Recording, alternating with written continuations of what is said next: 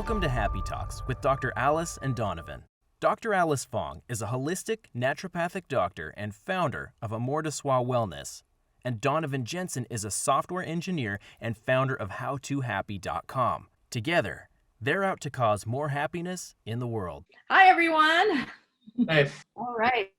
So today, in the face of all the chaos going on in the world about the coronavirus, we decided to make today's Happy Talks episode about ways or what you could do when you're feeling lonely, or the thing going on right now seems to be social isolation or social distancing, which I have issues with that term. Just because you have to keep a physical distance doesn't mean you can't socialize. So we're gonna maybe throw out some ideas and just discuss what that looks like. So Donovan, what are your thoughts about this whole thing? I actually would like to hear your thoughts because I mean we talked a little bit before and you have some opinions that you want to share. So I'd like you to go first and then I'll layer what I've got on top of that. That sounds like a plan, because I do certainly have a lot of opinions about this. And my thinking is that my little soapbox is I don't like that it's called social isolation or social distancing, because that seems very depressing in a lot of ways and really sad. And yes, the world is slowing down. A lot of things are closed or canceled, and that's really disappointing and heartbreaking. But it doesn't mean we have to be sad all by ourselves in our homes. And with the beauty of technology today, that there is so many different ways to connect and socialize and still be at home alone, but we're not alone. And with Zoom calls and with social media and all the technology that we have available, I think this is an opportunity for us to take the time to reconnect with people in our lives at a distance through phone or Zoom or FaceTime, whatever it looks like. Yeah, I think there's a lot of good things in there. My first thoughts about it are kind of in the realm of, yes, we should probably not just be going and interacting in large gatherings and whatnot like usual, but a lot of the tight, really close connections don't need giant group gatherings, right? Like you were saying, we can kind of focus on some of those relationships and one-on-one time or very small group time, and then really hone in on those.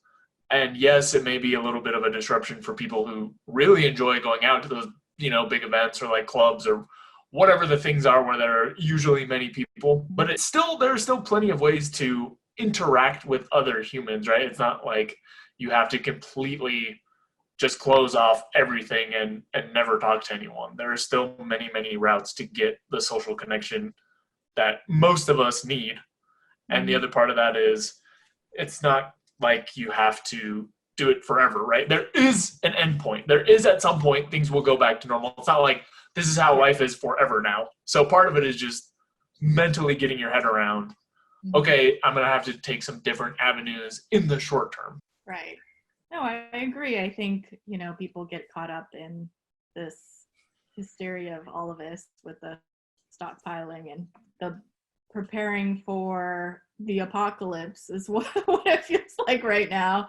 And it is more about preventing hospitals from overflowing, because we don't have enough hospital beds for everyone if everyone got it at the same time.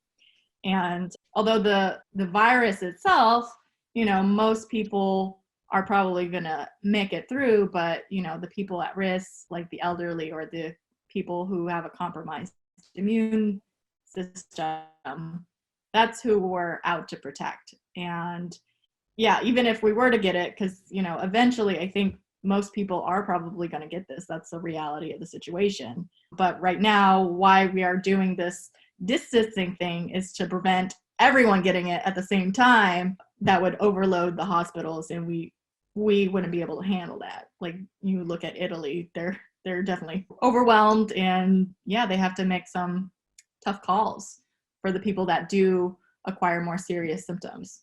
So the actual virus itself, I don't think is that scary, but it's the actual like impact on the hospitals that is the scary thing. Yeah. So I know I have been working from home for the last little bit. I don't know if you have been as well, but I'd be curious if there are some things that you found, like some tools or some different exercises or whatever that are helpful for you as you increase the amount of time at home. Yeah, I feel fortunate in that, you know, I've been already before this whole crisis took place, I was already working towards being a mostly virtual practice anyways, because I like working from home. It gives me a lot more freedom and flexibility. And so I already have some virtual clients. So I was already set up to do virtual consults before this happened. But I know a lot of my colleagues who've never done it, now that's the only option that they can do for the next few weeks to a month or maybe longer. We're not sure. So as far as like disrupting my life, it hasn't been too bad because I already have been working at home.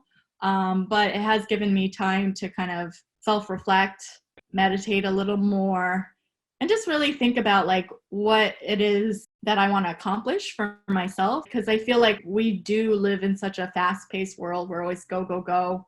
This, you know, is kind of like the silver lining. It's kind of slowing us down because everything is closed. So we can't be go, go, go. But I'm also like using this time to reflect on what I want to accomplish in my life and my business, and to connect with people, reach out to people, have phone calls. Yeah, so for me, it doesn't feel like I'm alone, but I think I've utilized a lot of these things before this whole chaotic thing happened. So they were kind of already in place. Yeah.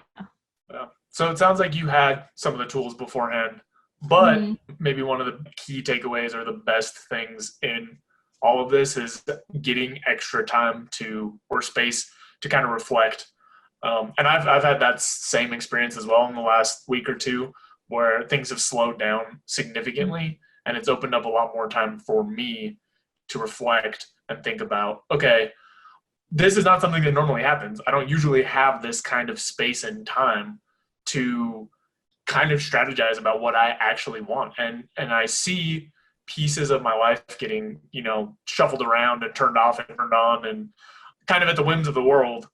And it's been really nice for me to see, oh, like this thing that I was doing, I don't know if I want to keep doing that. And, you know, there's still all these other pieces that need to come back together. The world needs to come back into normalcy before some of these changes can be made.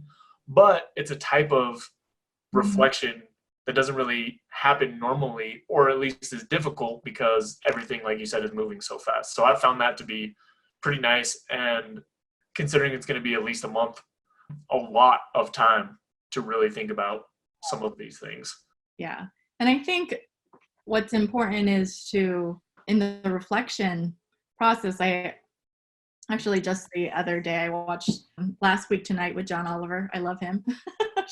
Shout out to you, John. And he really helped explain, you know, the importance of this physical distancing, as I want to call it, not social distancing, but, you know, also giving us the space to, you know, it's okay to be frustrated. It's okay to be sad. It's okay to be disappointed or heartbroken that you didn't get to do something you were really looking forward to. You know, maybe my brother was supposed to get married this Friday and that's not going to happen, which is really, really, really sad.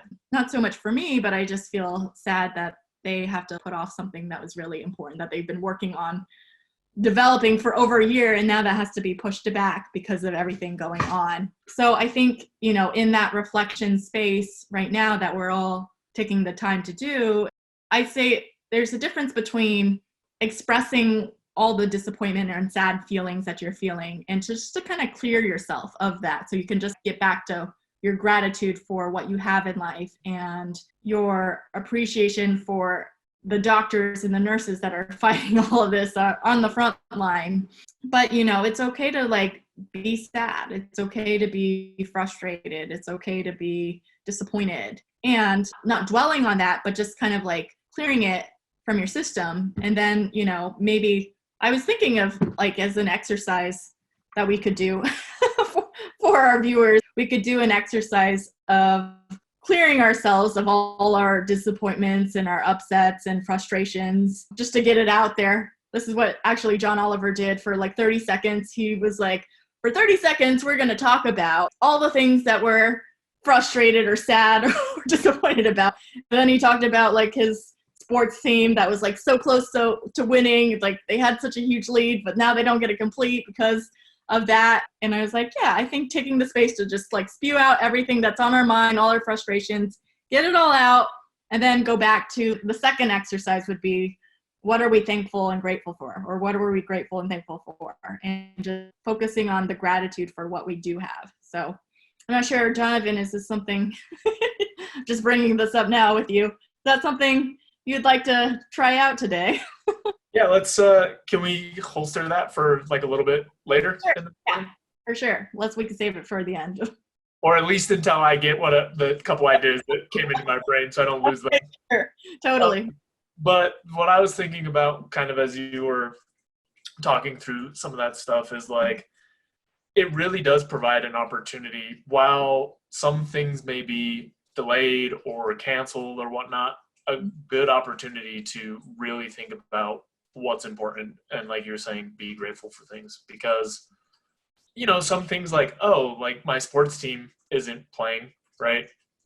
That is kind of a bummer, but honestly, I don't know. For me, at least, my brain goes to like, oh, wow, things could be so much worse. Like the mortality of this thing could be like 90% somehow and still like super contagious. And then people would just be wiped out and everything would definitely be in a terrible place. That's how my mind works. It just goes to like, whoa, it could be the worst thing ever, but it's not.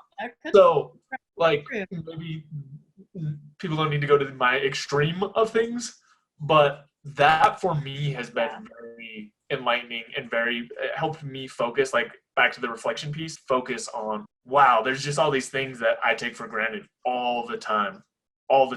And like, yes, there's been some disruption and it's significant, but it's not horrible. It's not good and it's not pleasant, but it just makes me think, oh, wow, there's so many things that are nice that are not broken right now. Okay, that's all I needed to get out of my system. We can switch into this exercise if you want, or any other topic. Yeah, no, I mean, I agree. It gives you, we can't like just easily buy toilet paper or just go about our day. We don't necessarily have gratitude because it's just an everyday kind of a thing that we don't even think about. But then when that goes away, it's just like, oh man, and it'll come back and hopefully we'll reach normalcy eventually. But in the meantime, you know, it does make us appreciate the moments of like, oh yeah, I can go to my gym and not worry about it getting canceled or things like that. So yeah, agreed. So the first thing I was thinking, the two exercises or just processes, the main purpose of expressing, you know, our disappointment and frustrations is not to be all consuming in the negativity of all of this and complaining about everything, but just to like, actually, it's okay to validate your feelings of disappointment and frustration and heartbreak over things that you're missing out on.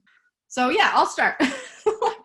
Things that I'm disappointed, because I do have some things that this has disrupted my life in a few ways, and I just want to get it out so I could just like move on and focus on what matters to me. And so something that I'm really sad or disappointed or frustrated about is, yeah, missing my brother's wedding that was supposed to be this Friday. That's a big thing I'm really sad about. And that not only his wedding has to be postponed, but that winery has to deal with all these weddings that have to be rearranged, and we don't know how long or when that date is going to be, and how many people that have to cancel or postpone all these major life events, weddings or graduations or anything major that is really, really heartbreaking in my mind. And today I found out, which I don't know if it seems like a big deal to many people, but it is a big deal for me. But I just found out today that I've been going to CrossFit like off and on for a few years, but like starting at the beginning of this year, I've been like really good and consistent about it, going 5 days a week.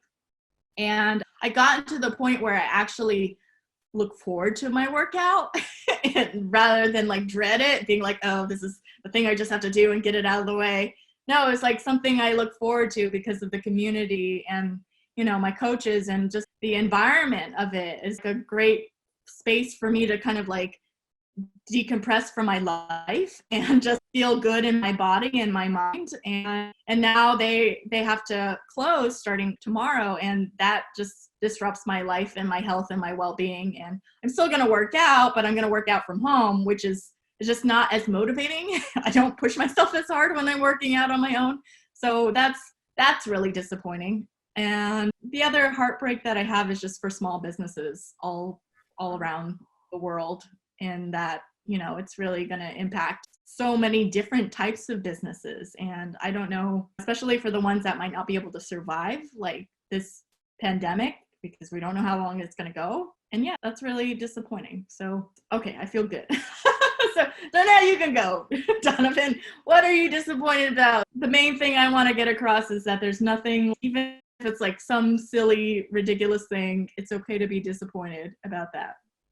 I have two things. So Okay. I generally in my life try to like block out work time and then vacation time. So like work for many, many months the whole time and then take a week or two off, like a much longer period. So I had planned a trip to Hawaii. I am very happy that I didn't get that far into it, because there's nothing I hate more than canceling and shifting, and like I hate that stuff. But Yeah. that was kind of supposed to be like a nice block of time to offset the previous chunk of work. And now I don't really think I'm going to take a vacation, because I don't want to take a vacation and just go nowhere. That's not going to be gratifying and give me the recharge that I need. So that's a little bit of a bummer. The other thing really that is not exciting for me at all is I'm in a long distance relationship. So we already only see each other once every 4 to 6 weeks. With all this stuff going on, could potentially be up to like 4 months or something, which is Wow. a ridiculously long time. The week that all this started and people stopped traveling, she was supposed to come for a few weeks. So it's like, Yeah. that was after already, I think 5 or 6 weeks, plus whatever amount of time people are not supposed to be traveling, plus when our schedules actually line up again. So it may be a very, very long time before I get the actual physical presence of my significant other.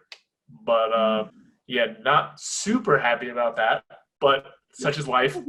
Yeah, no, definitely. That is a big setback. And, you know, it's definitely different. Actually, that just has me have gratitude that I'm not in a long distance relationship right now. So I appreciate that. Yeah. But I have done long distance before, and I know how hard it can be. Even though we would like, usually it's a different experience when, you know, you can physically be with each other. It's tough. And I just thought of like, man, if me or my partner got the virus, then we wouldn't be able to kiss or touch each other for like, that's real tough. Yeah. I'm glad that at least we have already been doing it for a while. So we have figured out some of the kinks. We've figured out enough to make it work like this. Right. If it would have been in the first few months, Mm-hmm. but Yeah. it's not. So I'll take that one. I'll take that win.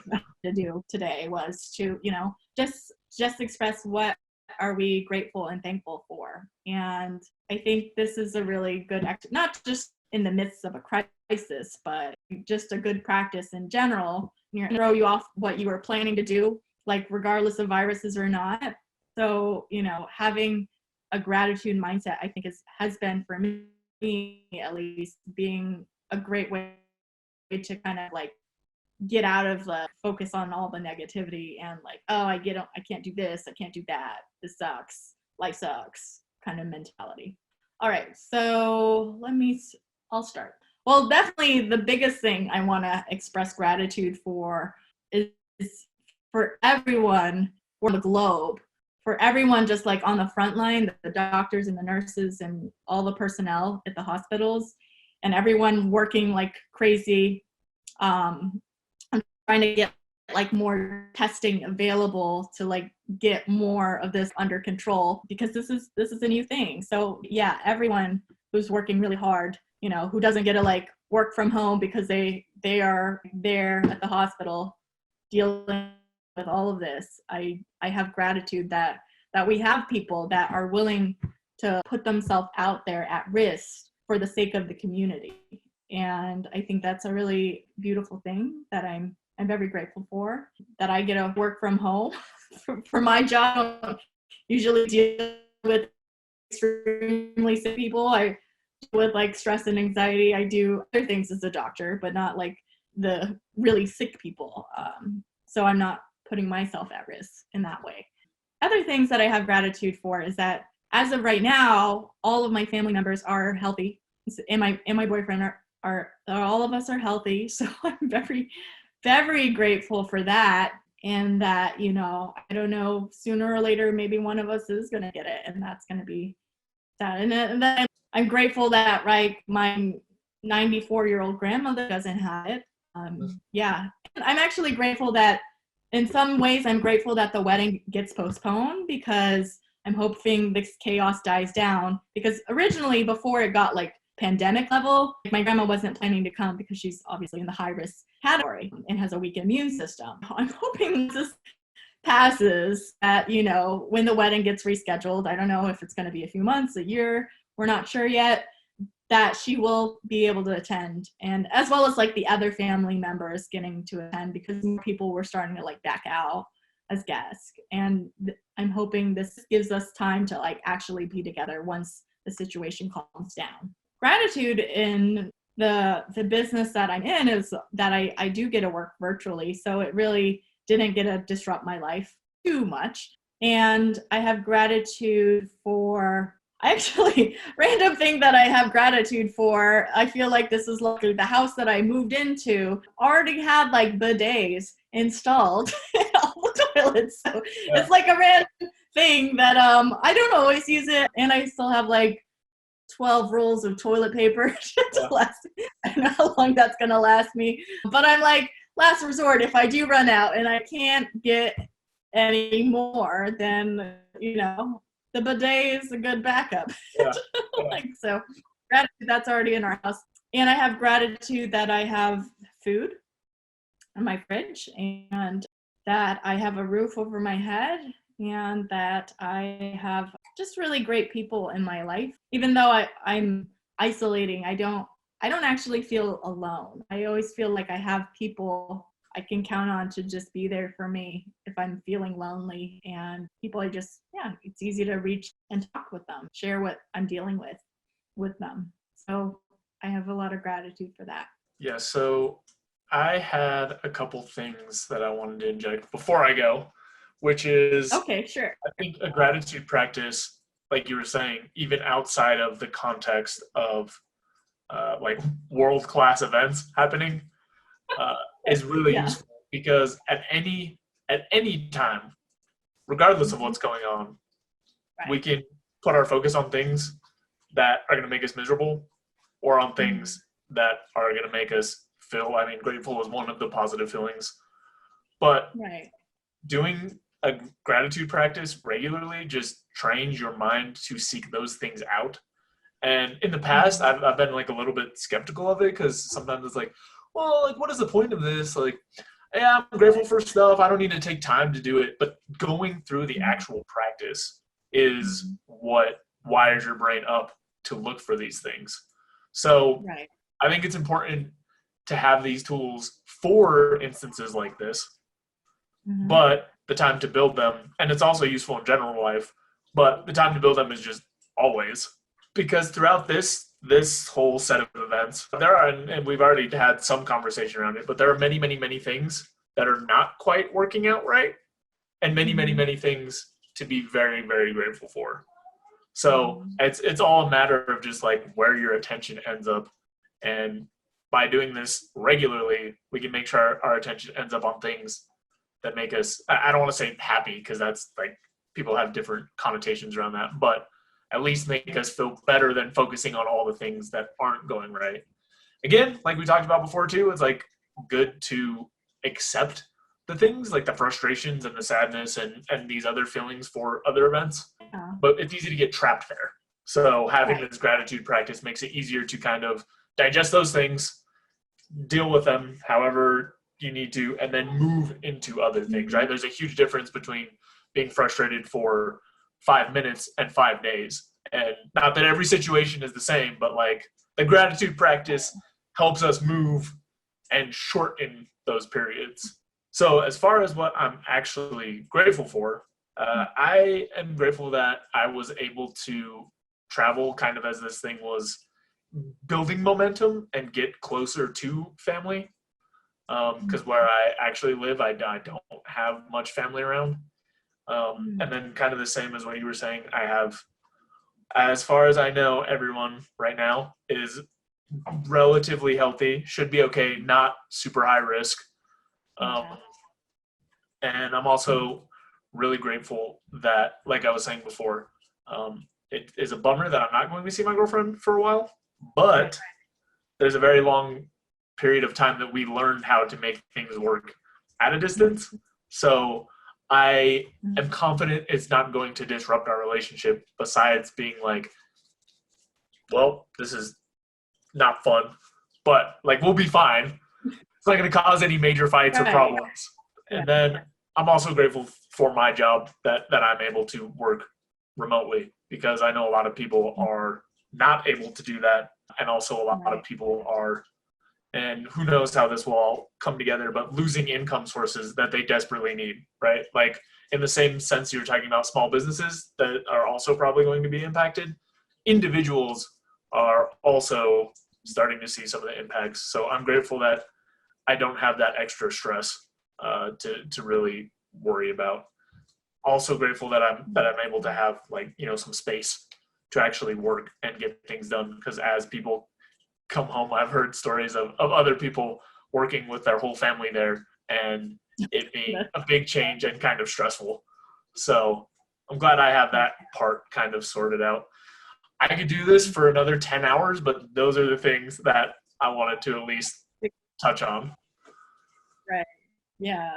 But I noticed after I expressed all the things I'm grateful for, I feel mentally, emotionally just like happier in general, and just like appreciating the life that I have, and kind of it got me out of like focusing on all the disappointments, because I was really disappointed about not going to CrossFit anymore. But now I feel like, okay, it's, I have so many great things in my life that are going well, and I could have it a lot worse compared to other people. So I feel very fortunate for what I do have.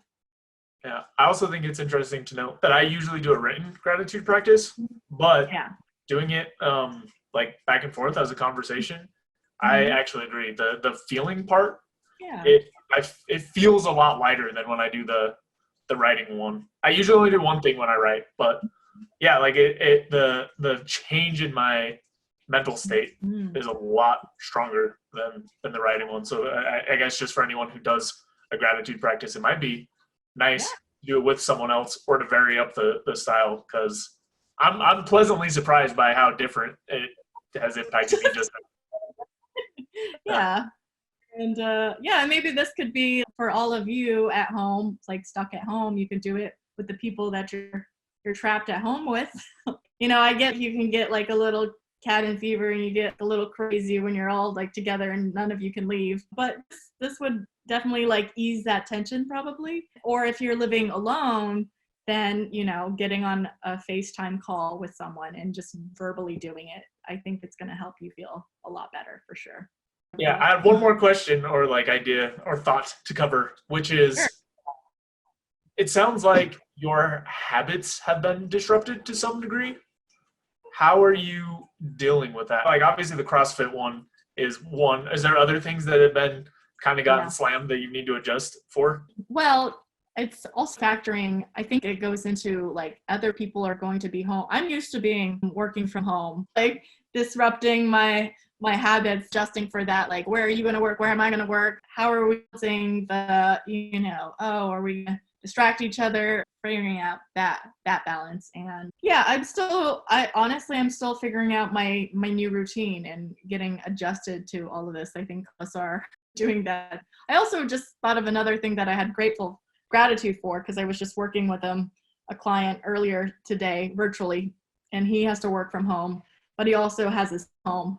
So it's really hard to work at home. So I'm grateful that I don't have kids as of now, although possibly next week my niece and nephew might be staying over because they're going to be banned from school too. So I don't know what that's going to look like. So that might disrupt my routine even more, because it is like with the kids around, they're like 2 and 4, and they love attention, and it's hard to multitask with that. So I might end up getting to work at like a physical office, which I can technically. So I think hopefully, yeah, we'll see.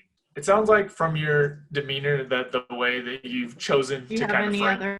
some of this stuff is through like, it's probably not going to be perfect, but I'm going to do my best and kind of roll with the punches.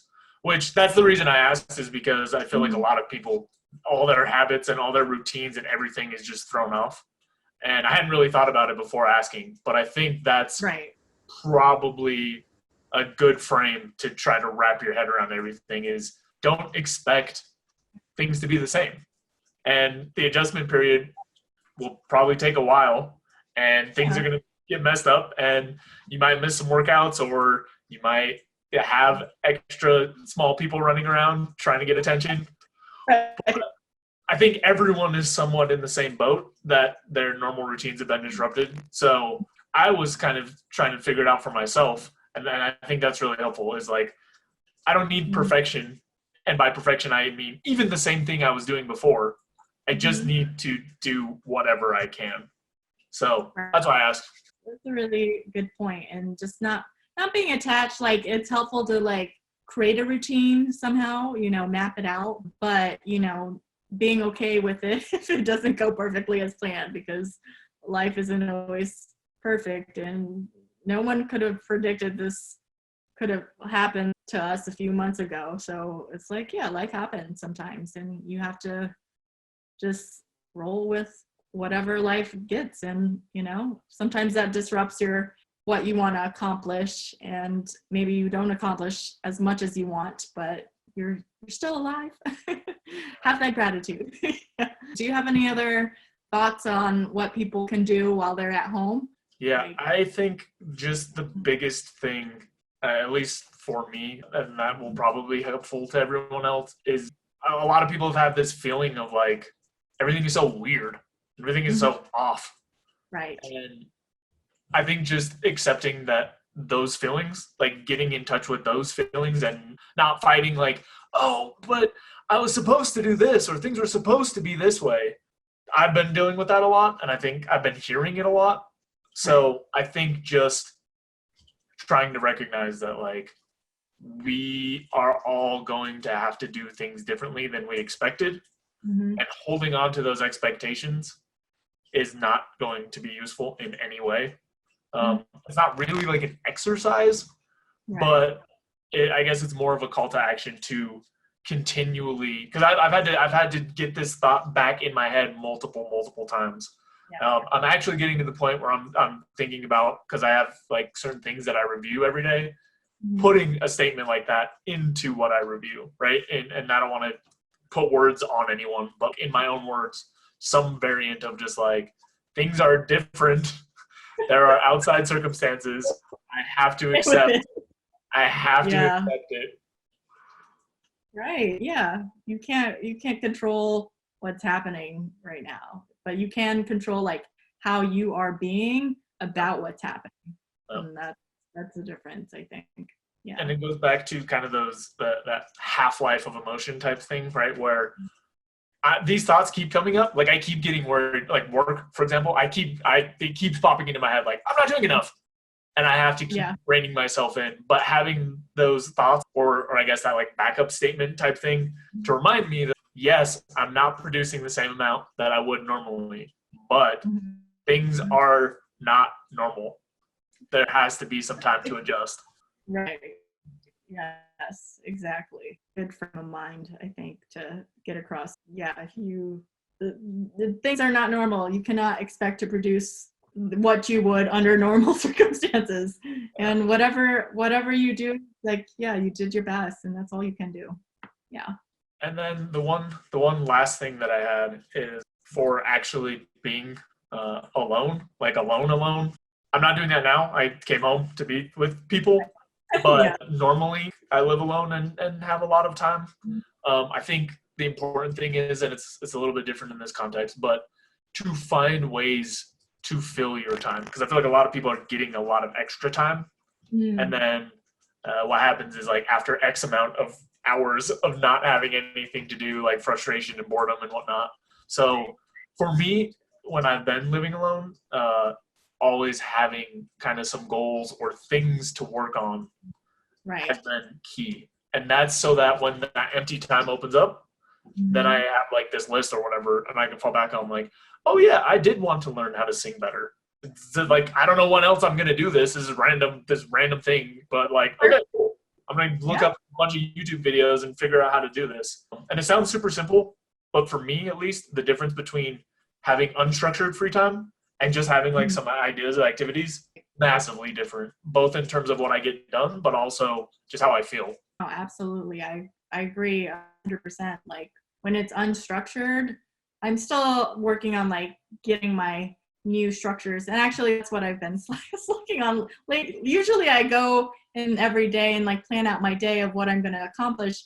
But now that like things have shifted, I haven't been doing that. And I know there's still so many house things that I need to get done that I've been putting off that I could do now. Like, I have that time and yeah, it's like opportunities to learn new things. There's so many things on my bucket list. Actually, singing is on that list that I've been putting off for over a year, that I like literally what you suggested, watching YouTube videos to practice my singing.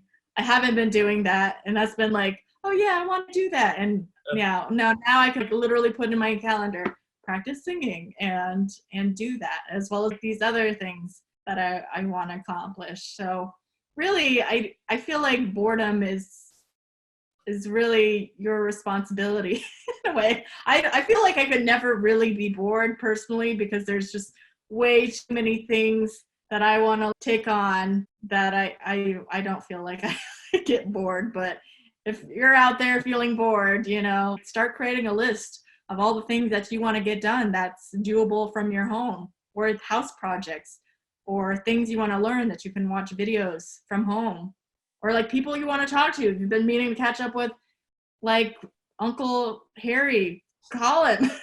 Easy. Yeah. So yeah, I think there's just endless amount of things that we could be doing. And now is just a great time to do those things. You just have to actually take the action though, rather than just thinking about like, yeah, I want to do it, but not taking the action.